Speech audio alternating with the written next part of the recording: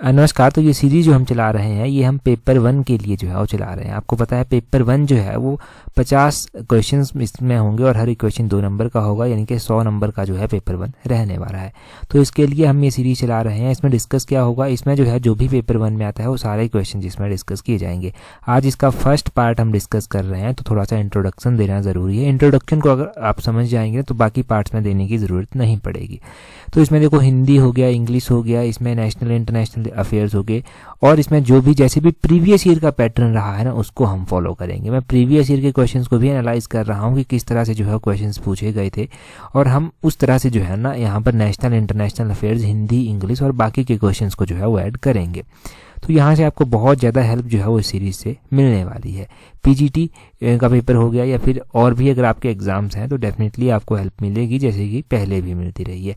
एक और सीरीज़ जो हमने चलाई हुई है ना, अभ्यास सीरीज़, उसका मैं आपको बता देता हूँ ना। अभ्यास सीरीज़ में हम मंथली बेसिस पर जो है वो कवर करते हैं। उसमें हम मंथली करंट अफेयर्स और उन करंट अफेयर्स को हम और इवेंट्स के साथ जोड़ते हैं, डिटेल में डिस्कस करते हैं और वहाँ से आपको हेल्प मिलती है। परंतु यहाँ पर ना हम सारी चीज़ों को कवर करेंगे। आज फर्स्ट पार्ट है, तो फर्स्ट पार्ट में आप देखिए कि किस तरह के क्वेश्चन हैं। बीच बीच में मैं आपको बताऊँगा भी कि ये क्वेश्चन पिछले साल पूछा गया था, पिछले पेपरों में पूछा गया था। आपको पता लगता रहेगा कि किस तरह के क्वेश्चन आज से पहले पूछे गए हैं और किस तरह के क्वेश्चन अब पूछे जाएंगे, तो आप उस तरह से खुद को तैयार कर पाएंगे। सबसे पहला क्वेश्चन देखिए, बोलते हैं project world coin recently in news is associated with which field. तो बोलते हैं कि प्रोजेक्ट ये जो है वर्ल्ड कॉइन इसका नाम है, बोलते हैं ये हाल ही में खबरों में था। तो बोलते हैं कि ये कौन से चीज़ से जो है वो जुड़ा हुआ है, किस चीज़ से जो है ये संबंधित है। तो ये क्रिप्टो करेंसी से जो है वो संबंधित है। ऑप्शन बी जो है वो इसका सही आंसर हो जाएगा। क्यों ये चर्चा में आया और किस तरह से पूरी बात है मैं आपको बता देता हूँ। देखो ये जो प्रोजेक्ट वर्ल्ड कॉइन है ना, ये प्रोजेक्ट लॉन्च किया गया किसके द्वारा, ओपन एआई के द्वारा।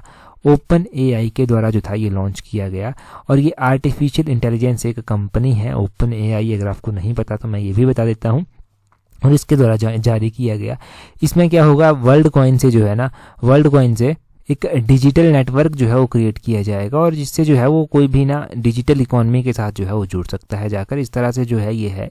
तो आपने मुख्य रूप से ध्यान रखना है प्रोजेक्ट वर्ल्ड कॉइन किसके द्वारा ये लॉन्च किया गया और किसके साथ ये जुड़ा हुआ है। इतना ही एग्जाम में पूछा जाएगा अगर पूछा गया। आगे बोलते हैं Dholpur Karauli tiger reserve is located in which state. तो बोलते हैं कि धौलपुर करौली टाइगर रिजर्व जो है वो कहाँ पर स्थित है।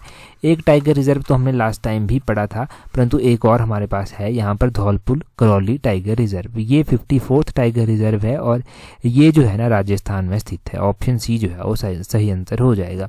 अच्छा, राजस्थान में स्थित है ये, चलो सही बात है। हमने पिछली बार भी तो एक टाइगर रिजर्व पढ़ा था, वो कौन सा टाइगर रिजर्व था उसके बारे में भी आपको याद होना चाहिए। पिछली बार हमने अभ्यास सीरीज में करंट अफेयर्स में जो था वो टाइगर रिजर्व पढ़ा था, तो वो उसका नाम था वीरंगना दुर्गावती टाइगर रिजर्व। तो वो भी चर्चा में था, उसका भी यही कहा गया था कि 54th टाइगर रिजर्व जो था वो बना, और वीरंगना दुर्गावती टाइगर रिजर्व जो है वो मध्य प्रदेश में स्थित था। ये आपने ध्यान रखना है, वीरंगना दुर्गावती टाइगर रिजर्व था वो, जो कि मध्य प्रदेश में स्थित है। टाइगर रिजर्व हमारे पास और भी हैं, परंतु टाइगर रिजर्व को यहाँ से ना डिस्कस करके हम डिस्कस करते हैं प्रोजेक्ट टाइगर के बारे में। सबसे पहले प्रोजेक्ट टाइगर जो था वो कब लॉन्च किया गया था, तो प्रोजेक्ट टाइगर का आपने ध्यान रखना है कि ये 1973 में लॉन्च किया गया था। इतनी बात आपने एनसीईआरटी में भी पढ़ी होगी। नहीं, इससे आगे भी क्वेश्चन पूछा जा सकता है। एनसीईआरटी में आपसे ये पूछा जा सकता है कि कब लॉन्च किया गया था, तो 1 अप्रैल 1973 को जो है ये लॉन्च किया गया था। अच्छा, क्या टाइगर डे भी मनाया जाता है? अगर मनाया जाता है तो कब जो है वो मनाया जाता है? देखो टाइगर डे भी जो है वो मनाया जाता है, और टाइगर डे जो है वो इंडिया में हर साल जो है वो कब मनाया जाता है, ये 29 जुलाई को मनाया जाता है। ये कई बार क्वेश्चन आ जाता है कि ग्लोबल टाइगर डे कब मनाया जाता है, तो ग्लोबल टाइगर डे ध्यान रखना है कि 29 जुलाई को मनाया जाता है, और इंटरनेशनल टाइगर डे भी इसको कह देते हैं कि 29 जुलाई को जो है ये मनाया जाता है। ताकि क्यों मनाया जाता है, ताकि अवेयरनेस फैलाई जा सके टाइगर्स को लेकर कि ये बहुत ज़रूरी है एनवायरनमेंट के लिए, और ये एक जो साइकिल है एनवायरनमेंट साइकिल, उसका ही एक पार्ट जो है वो आ जाते हैं। तो ये इसलिए जो है वो बातें ज़रूरी हैं। अगला क्वेश्चन देखिए हमारे पास क्या दिया गया है। नेक्स्ट क्वेश्चन में बोलते हैं हु ट्रेडिशनल WHO है, ये हु नहीं है, ये WHO है, वर्ल्ड हेल्थ ऑर्गेनाइजेशन। बोलते हैं WHO की जो ट्रेडिशनल मेडिसिन ग्लोबल समिट हुई 2023 की, वो कहाँ पर जो था वो हुई। अब इंडिया में जो था ये समिट हुई तो हमारे लिए इंपॉर्टेंट बन जाती है। तो ये समिट कहाँ पर हुई, ये गांधीनगर में जो था वो हुई। ऑप्शन सी सही आंसर है। गांधीनगर कहाँ पर पड़ता है, ये गुजरात में जो है वो पड़ता है। ये आपने ध्यान रखना है कि गांधीनगर गुजरात में पड़ता है। यहाँ पर जो था वो वर्ल्ड हेल्थ ऑर्गेनाइजेशन की ट्रेडिशनल मेडिसिन ग्लोबल समिट जो था वो हुई। चलो ठीक है, इतनी बात आपको समझ आ गई। परंतु यहाँ से क्या कोई और क्वेश्चन भी बन सकता है। अगर आपसे पूछा जाए कि फर्स्ट WHO की जो ग्लोबल ट्रेडिशनल मेडिसिन सेंटर जो समिट हुई वो कहाँ पर की गई, गांधीनगर में की गई, कौन सी कंट्री के द्वारा की गई। अगर पूछ लिया जाए कंट्री तो इंडिया के द्वारा जो था वो होस्ट की गई, ये भी आपको पता होना चाहिए। अब हमारे पास नेशनल इंटरनेशनल अफेयर्स भी जब है सिलेबस में तो WHO के बारे में क्वेश्चन बन सकता है। WHO के बारे में क्या क्वेश्चन बन सकता है कि WHO की स्थापना कब हुई थी, इसका हेडक्वार्टर जो है वो कहाँ पर स्थित है। ये क्वेश्चन बड़ा ही बेसिक क्वेश्चन है। अगर हम WHO की स्थापना की बात करते हैं तो WHO की स्थापना जो था वो 1948 में हुई थी। 1948 में इसकी स्थापना हुई थी और आपने ध्यान रखना है कि इसका हेडक्वार्टर जो है वो कहाँ पर स्थित है। इसका हेडक्वार्टर जो है वो जेनेवा में जो है वो स्थित है। ये भी पता होना चाहिए कि जेनेवा में स्थित है। अच्छा ठीक है, क्या हेल्थ डे भी मनाया जाता है, तो हेल्थ डे भी मनाया जाता है। और कब मनाया जाता है, तो हेल्थ डे जो है वो 7 अप्रैल को जो है वो मनाया जाता है। ठीक है, ये ध्यान रखना है कि हेल्थ डे कब मनाया जाता है, वर्ल्ड हेल्थ डे इसको कहते हैं। 7 अप्रैल को जो है ये मनाया जाता है। और क्यों मनाया जाता है वर्ल्ड हेल्थ डे, एक तो आप कह देंगे कि हेल्थ के प्रति अवेयरनेस के लिए मनाया जाता है, बिल्कुल सही बात है। परंतु 7 अप्रैल 1948 को ही जो था वो WHO की स्थापना हुई थी, इसलिए इसको मनाते हैं। ठीक है, ये नोट करना है ज़रूरी। आप टेट के लिए तैयारी कर रहे होते तब तो इतना लिमिटेड था, परंतु जब आप PGT के लिए तैयारी कर रहे हैं ना तो आपको एग्जैक्ट डेट्स भी पता होनी चाहिए। जैसे कि 7 अप्रैल 1948 को इसकी स्थापना हुई थी। ऐसे एग्जैक्टली आपको चीज़ें याद होनी चाहिए। ठीक है, इस तरह से क्वेश्चन पूछा गया तो आप कवर कर ही लेंगे अब लगभग। अगला क्वेश्चन देखें क्या बोलते हैं which Indian has won the 2023 Ramon Magsaysay award. Most expected question है। अगर सितंबर महीने के करंट अफेयर पूछे जाते हैं कहीं पर तो वहाँ पर ये मोस्ट एक्सपेक्टेड सबसे आगे जो है वो लिस्ट में आता है। अब 2023 का रेमन मैग्सेसे अवार्ड जो था वो रवि कानन को दिया गया इंडिया से। ऑप्शन ए जो है वो सही आंसर हो जाएगा। हम थोड़ा सा जान लेते हैं रेमन मैग्सेसे अवार्ड के बारे में। देखो, रेमन मैग्सेसे अवार्ड ये जो असम के हैं, ये एक ऑन्कोलॉजिस्ट रवि कानन, ये आपने ध्यान रखना है। इनको जो है वो 2023 का रेमन मैग्सेसे अवार्ड देने की घोषणा की गई है। रेमन मैग्सेसे अवार्ड को जो है वो एशिया का नोबेल भी कहा जाता है। ये इसके बराबर माना जाता है कि जैसे नोबेल प्राइज़ होता है ना पूरे वर्ल्ड में, वैसे एशिया में ये रेमन मैग्सेसे अवार्ड जो है वो मान लिया जाता है। चलो ठीक है, परंतु आपने एक और बात जो यहाँ से नोट करनी है वो क्या नोट करनी है कि पहली बार ये अवार्ड कब दिया गया था या फिर इस अवार्ड की स्थापना कब की गई थी। तो 1957 में इस अवार्ड की स्थापना की गई थी। ये एशिया का हाईएस्ट ऑनर माना जाता है। और किस को इस साल 2023 में जो है वो दिया गया है। बांग्लादेश से हैं एक जिनका नाम है कोरवी रक्षंद, इनको दिया गया है। एक तिमोर लिस्ते से हैं, तिमोर लिस्ते से इनका नाम है एग्यूजियानो लेमोफ, ये इनका नाम है, मतलब अपने हिसाब से प्रोनाउंसिएशन आप कर लेना। एक है मिरियम कॉर्निल, ये भी फिलीपींस हैं, इनको दिया गया है। और इंडिया के रवि कानन हो गए। 1957 में इसको एस्टेबलाइज किया गया था, ये तो आपको पता ही चल गया। अच्छा, एक बार ना ये अवार्ड जो रवीश कुमार है ना उनको भी दिया गया था। तो कई बार एग्जामिनर क्या करता है कि पूछ लेता है कि रवीश कुमार को जो था वो कब दिया गया था ये अवार्ड, ये पूछ ले जाता है कई बार। तो रवीश कुमार को ये अवार्ड कब दिया गया था, कौन से ईयर में दिया गया था। रवीश कुमार, ये तो आपको पता ही है ना कि रवीश कुमार किसके साथ जो है वो जुड़े हुए हैं। तो रवीश कुमार जो है एक पत्रकार हैं, पत्रकारिता के साथ जुड़े हुए हैं। और 2019 में जो था वो इनको ये रेमन मैग्सेसे अवार्ड मिल चुका है। Himachal Pradesh public service commission के इस तरह के क्वेश्चन फेवरेट क्वेश्चंस होते हैं और किसी भी एग्जाम में फिर पूछ लेता है Himachal Pradesh public service commission. अगला क्वेश्चन है, बोलते हैं world Sanskrit day every year observed on. तो बोलते हैं कि वर्ल्ड संस्कृत डे जो है वो प्रत्येक वर्ष कब मनाया जाता है। देखो, वर्ल्ड संस्कृत डे जो है वो प्रत्येक वर्ष मनाया जाता है 31 अगस्त को। ऑप्शन सी सही आंसर है, 31 अगस्त को मनाया जाता है। चलो ठीक है, पहली बार वर्ल्ड संस्कृत डे कब मनाया गया था, 1969 में पहली बार मनाया गया था। बेसिक सा है। चलो ये तो कवर हो गया। आपने ध्यान रखना है कि हमारा जो इंडियन कॉन्स्टिट्यूशन है उसमें 8th शेड्यूल जो है ना वो बात करता है लैंग्वेजेस की, भाषाओं की बात करता है 8th शेड्यूल।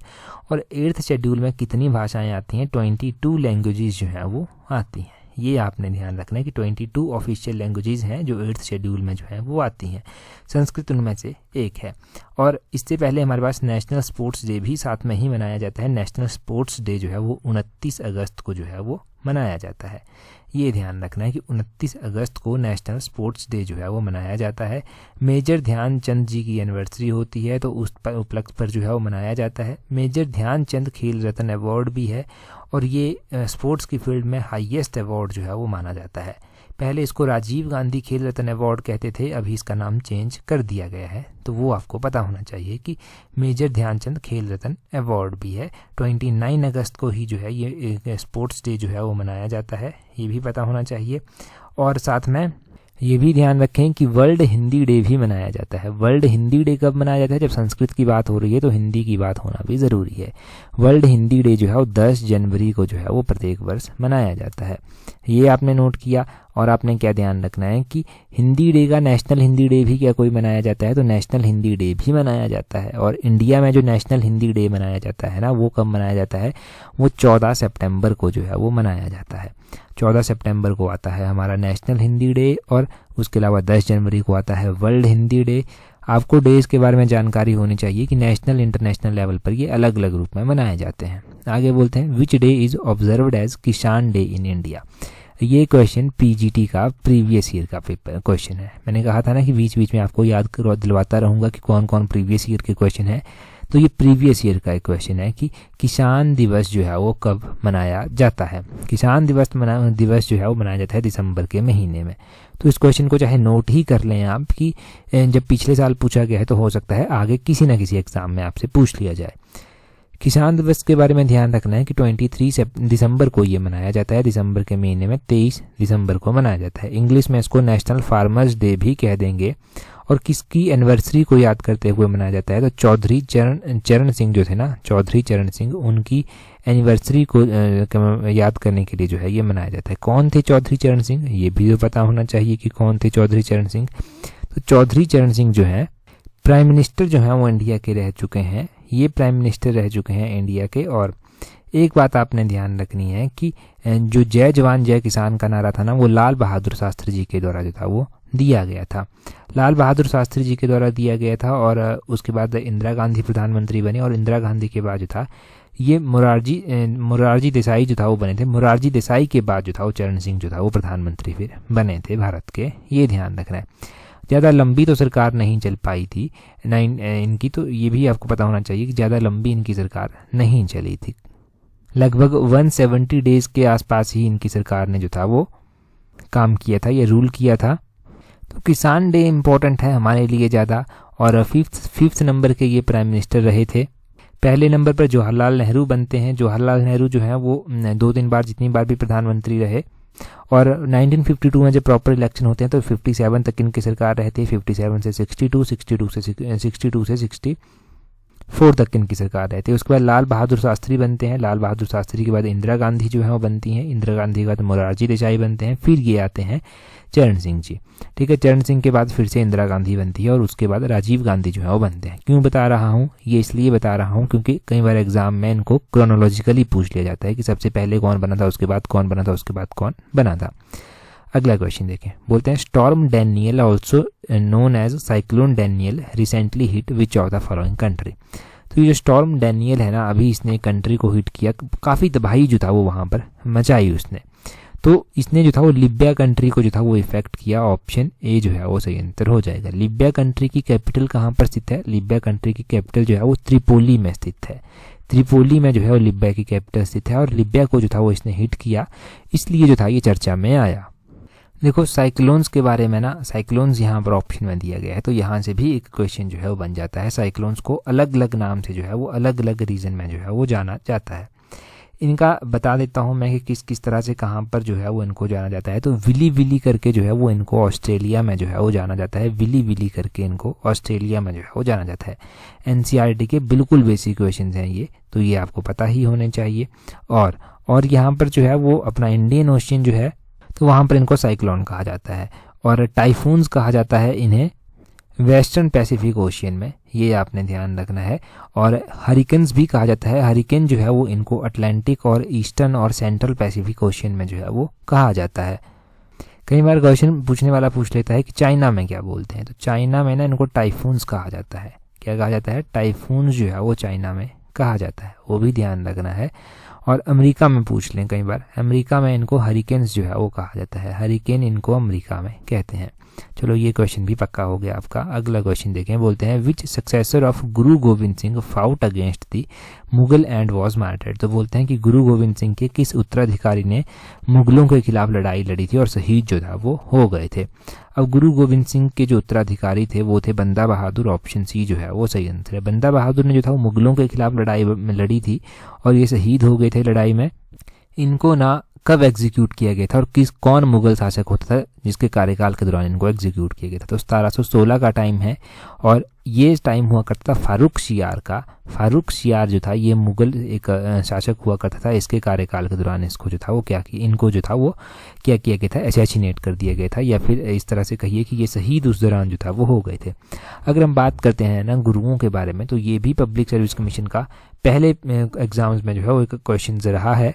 ये क्वेश्चन जो हम अभी डिस्कस कर रहे हैं ना, ये पीजीटी का क्वेश्चन है, इसको नोट करें अभी। हाँ, पीजीटी का क्वेश्चन है ये, प्रीवियस ईयर का। और अभी हम बताएं कि सबसे पहले सिख गुरु कौन रहे थे, तो गुरु नानक देव जो था वो सबसे पहले सिख गुरु जो था वो रहे थे। ये सिख धर्म के प्रवर्तक थे। इनके बाद गुरु अंगद आए थे। गुरु अंगद जो थे उन्हें गुरुमुखी लिपि का जनक भी जो है वो कहा जाता है। उसके बाद गुरु अमरदास आए थे, गुरु रामदास आए थे। गुरु रामदास ने जो था वो अमृतसर शहर की स्थापना जो था वो की थी। और उसके बाद गुरु अर्जन देव आए थे, उसके बाद गुरु हरगोविंद, उसके बाद गुरु हर राय, उसके बाद गुरु हरकिशन, उसके बाद गुरु तेग बहादुर और उसके बाद गुरु गोविंद सिंह आए थे। गुरु गोविंद सिंह जी के द्वारा खालसा पंथ की स्थापना भी जो था वो की गई थी। और गुरु ग्रंथ साहिब को जो था अंतिम गुरु जो है वो इन्होंने घोषित किया था, ये भी आपने ध्यान रखना है। चलो ये तो हो गया सिख गुरुओं के बारे में, पूरा सिनेरियो आपने ध्यान रखना है किस तरह से है। पीजीटी का ये प्रीवियस ईयर का पेपर है ना, तो यहाँ से कुछ भी लिंक करके पूछ ले जाए कि सिख धर्म की स्थापना किसने की थी? गुरु नानक देव ने की गई थी। गुरुमुखी लिपि के जन्म कौन थे? गुरु अंगद थे इनके जनक जो कहते हैं तो वो थे। अमृतसर शहर की स्थापना किसने की? रामदास जी ने की थी, गुरु रामदास जी ने। और हाँ, एक क्वेश्चन रह गया है कि गुरु ग्रंथ साहिब का संकलन किसने किया था, या फिर गोल्डन टेम्पल किसने बनवाया था? ये क्वेश्चन पूछ लिया जाता है, गोल्डन टेम्पल किसके द्वारा बनवाया गया था? तो वो गुरु अर्जुन देव जी के द्वारा बनवाया गया था। ये शायद गुरु अर्जुन देव जी का क्वेश्चन पूछा गया है एलाइड के एग्जाम में एक बार, तो ये आपने नोट करना है। चलो जी, बेसिक चीज़ें आप जानते रहिए। यहाँ से जो प्रीवियस ईयर के क्वेश्चन है वो भी मैं आपको बता रहा हूँ। हाँ, एक बात रह गई, पीजीटी की अगर टेस्ट सीरीज आपने ज्वाइन करनी है ना पेपर 1 के लिए, तो उसका लिंक मैंने नीचे डिस्क्रिप्शन बॉक्स में दे दिया है, वहाँ से आप ज्वाइन कर सकते हैं। यहाँ से थोड़ा अवॉइड करना कि यूपीआई से आप पेमेंट ना करें, आप अपने एटीएम से ही पेमेंट करें, क्योंकि वहाँ से यूपीआई में थोड़ी सी दिक्कत आ रही है। अगर यूपीआई से करनी है तो मुझे ईमेल कर देना, हम आपको एक लिंक दे देंगे, वहाँ से आपकी यूपीआई पेमेंट हो जाएगी। तो पीजीटी की टेस्ट सीरीज ना पूरे शेड्यूल्ड वे में है। पहला टेस्ट मिलेगा, फिर दूसरा टेस्ट मिलेगा, फिर तीसरा टेस्ट मिलेगा, फिर चौथा टेस्ट मिलेगा। वो शेड्यूल आपको मिलेगा प्रॉपर टेस्ट सीरीज का। तो 12 टेस्ट टोटल है ना, वहाँ पर आपकी बड़ी अच्छी प्रैक्टिस हो जाएगी अगर आप अच्छे से तैयारी करना चाहते हैं। आपको पता है पेपर 2 में नंबर क्लैश हो गए तो पेपर 1 ही जो है वो नौकरी देने वाला होगा। फिर अगला क्वेश्चन देखें हमारे पास क्या है। बोलते हैं who was the prime minister of India when the industrial policy of 1991 was launched. तो ये पीजीटी का प्रीवियस ईयर का क्वेश्चन नहीं है, परंतु प्रीवियस ईयर में ये पूछा जा चुका है एक एग्जाम में क्वेश्चन पब्लिक सर्विस कमीशन के द्वारा। 1991 में जो औद्योगिक नीति थी ये शुरू की गई थी, तो उस टाइम प्रधानमंत्री कौन हुआ करते थे? पीवी नरसिम्हा राव जो था वो प्रधानमंत्री हुआ करते थे। इनका नाम आपने ध्यान रखना है, PV Narasimha Rao. Option B जो है वो सही आंसर है। अच्छा, पीवी नरसिम्हा राव जो था वो प्रधानमंत्री हुआ करते थे। किस तरह की पॉलिसी थी 1991 की? आपने एलपीजी पॉलिसी के बारे में सुना है क्या? अगर नहीं सुना है तो मैं बता दूंगा अभी, अगर सुना है तो बहुत अच्छी बात है। ये जो एलपीजी पॉलिसी है ना, इसका पूरा नाम आपने ध्यान रखना है। 1991 में ये पॉलिसी जो था वो आई थी। जो पॉलिसी की बात की जा रही है, इसको L stand for liberalisation, P stand for privatisation और जी स्टैंड फॉर ग्लोबलाइजेशन। पूरा नाम क्या हुआ, लिबरलाइजेशन, प्राइवेटाइजेशन और ग्लोबलाइजेशन। 1991 की पॉलिसी है। प्रधानमंत्री हुआ करते थे PV Narasimha Rao. Finance minister हुआ करते थे डॉक्टर मनमोहन सिंह। डॉक्टर मनमोहन सिंह ना काफ़ी इंटेलिजेंट हैं और काफ़ी योगदान जो था वो उनका यहाँ पर रहा था इस पॉलिसी में, तो उनको आज भी इस पॉलिसी के लिए जो है वो याद किया जाता है। इस पॉलिसी के बाद ना इंडिया का एक तरह से फेस ही चेंज हो गया था और इंडिया ने बहुत तीव्रता के साथ जो था वो ग्रो फिर किया था। ठीक है, तो ये चीज़ें ना बहुत इंपॉर्टेंट है एग्जाम पॉइंट ऑफ व्यू से। अगला क्वेश्चन देखें, बोलते हैं अगले क्वेश्चन बोलते हैं in which of the following Olympics was filed hockey included as a sports for the first time. मतलब क्वेश्चन में ये पूछ रहे हैं कि हॉकी जो था वो पहली बार ओलंपिक्स में कब जो था वो एंटर हुई थी, कब जो था वो हॉकी को पहली बार यहाँ पर ऐड किया गया था। ओलंपिक का क्वेश्चन है, तो ओलंपिक में हॉकी जो था वो सबसे पहली बार जो था वो कब ऐड की गई थी, वो की गई थी 1908 में। ऑप्शन बी जो है वो सही आंसर हो जाएगा। 1908 की बात है। और ये जो फर्स्ट ओलंपिक हॉकी कंपटीशन हुआ था ये मैन का हुआ था 1908 में, लंदन में जो था वो हुआ था। ये भी ध्यान रखना है कि लंदन में जो था वो हुआ था। और क्या क्वेश्चन पूछे जा सकते हैं, चलो ये 1908 की बात है जब फील्ड हॉकी जो था वो इंक्लूड की गई थी ओलंपिक्स में। मेंस का मैच हुआ था 1908 में, लंदन की ये बात है। परंतु यहाँ से एक और क्वेश्चन जो आपने याद रखना है, अभी एशियन गेम्स हुई हैं। एशियन गेम्स में जो है वो इंडिया की जो मेंस हॉकी टीम है ना उसने गोल्ड मेडल जो है वो जीता है। ये आपने ध्यान रखना है, गोल्ड मेडल जो है वो यहाँ पर जीता गया है। ये इंडिया की टीम के द्वारा, जो इंडिया की मेंस हॉकी टीम है, गोल्ड मेडल एशियन गेम्स में जीता है। चाइना के होंगजोंग रीजन में ये गेम्स हुई। आप देखेंगे ना कि ये गेम्स के क्वेश्चन मैं बहुत ज़्यादा रिवाइज करवा रहा हूँ, अलग अलग गेम्स के क्वेश्चंस। क्यों रिवाइज करवा रहा हूँ, क्योंकि ये जो आपका नेशनल इंटरनेशनल अफेयर है ना, इसमें इस तरह के क्वेश्चन बड़े मायने जो है वो रखते हैं, तो आप इन क्वेश्चंस को ना थोड़ा सा ध्यान दिया करें। अभी लास्ट टाइम ओलंपिक गेम्स कहाँ पर हुई थी और कब हुई थी, 2022 में जो था वो ओलंपिक गेम्स हुई थी। 2022 में थोड़ा डिले भी कोविड के कारण हुआ था, परंतु ये हुई कहाँ पर थी, ये जापान टोक्यो में जो था वो हुई थी। ये आपने ध्यान रखना है, जापान टोक्यो में ये हुई थी। और 2024 की कहाँ पर होंगी, 2024 की जो है वो फ्रांस पेरिस में जो है वो होंगी। ये आपने ध्यान रखना है, फ्रांस पेरिस में होंगी। 2028 की होंगी यूएस के लॉस एंजल्स में, ये भी आपने ध्यान रखना है। 2022 की, 2024 की, 2028 की, ये भी आपसे एग्जाम में पूछा जा सकता है। तो आपने जान लिया ओलंपिक गेम्स के बारे में, आपने जान लिया कि किस तरह से जो है वो पूरी बात है। आपने ये सारी बातें नोट भी करनी है, अगर आप चाहें तो इनके अलग से नोट्स बना सकते हैं ताकि आपका एक रिवीजन होता रहे टाइम टू टाइम। अभी तो फर्स्ट पार्ट है, फर्स्ट पार्ट में हम सिर्फ नेशनल जीके ही डिस्कस कर रहे हैं। आने वाले पार्ट्स में आपको हिंदी, इंग्लिश, हर एक चीज़ जो है वो देखने को मिलेगी। आप में से बहुत सारे ऐसे होंगे जो पीजीटी के लिए और एलाइड के लिए भी तैयारी कर रहे हैं। अगर आपको एलाइड की टेस्ट सीरीज चाहिए तो उसका लिंक भी नीचे डिस्क्रिप्शन बॉक्स में जो है वो दिया हुआ है। आप एलाइड में भी जो है वो हमें ज्वाइन कर सकते हैं। एलाइड की टेस्ट सीरीज ना पूरी शेड्यूल्ड वे में है और शेड्यूल्ड वे में आपको बहुत ज़्यादा हेल्प जो है वो मिलने वाली है। तो एलाइड की टेस्ट सीरीज भी ज्वाइन कर सकते हैं। पीजीटी का तो मैंने आपको बता ही दिया है कि प्रॉपर शेड्यूल में चली ही है टेस्ट सीरीज। और आपको पेपर 2 में खुद से तैयारी करनी है। अगर नंबर क्लैश कर जाते हैं तो पेपर 1 में ना आपके नंबर सबसे ज़्यादा हों, वो हम इंश्योर करने की कोशिश कर रहे हैं। टेस्ट सीरीज में हर एक एस्पेक्ट को टच करने की भी कोशिश की जा रही है ताकि आपका कोई भी पोर्शन अनटच ना रह जाए, चाहे वो एलाइड की टेस्ट सीरीज हो चाहे पीजीटी की टेस्ट सीरीज हो। एक क्वेश्चन है आपके लिए, बोलते हैं world second largest Hindu temple outside India is located in which country. तो बोलते हैं कि वर्ल्ड का, भारत में जो है, भारत के बाहर को जो विश्व का दूसरा सबसे बड़ा हिंदू मंदिर है वो कहाँ पर स्थित है। अभ्यास सीरीज में जो है ये पेपर डिस्कस हो चुका है। जो पेपर 1 अभ्यास सीरीज चली है 30 नंबर के लिए, उसमें हमने ये डिस्कस किया। जल्दी से कमेंट करके जो है वो बता दीजिए, कमेंट करके बता दीजिए कि कहाँ पर स्थित है। मैंने बहुत सारी बातें यहाँ से आपको बताई भी थी जो एग्जाम पॉइंट ऑफ व्यू से ज़रूरी हैं। अभी अगर आपने टेलीग्राम पर हमें ज्वाइन नहीं किया है तो टेलीग्राम पर ज्वाइन करने के लिए अपने टेलीग्राम से @allexam31 करके सर्च करना। टेलीग्राम पर आपको हर एक इंपॉर्टेंट पॉइंट मिल जाता है, हर एक इंपॉर्टेंट PDF मिल जाती है जो एग्जाम में आपकी हेल्प करती है। एग्जाम के रिलेटेड कोई भी इन्फॉर्मेशन हो टेलीग्राम पर आपको दे दी जाती है। आज की इस वीडियो में इतना ही है। That's all for today. Thank you very much for watching and listening it very patiently.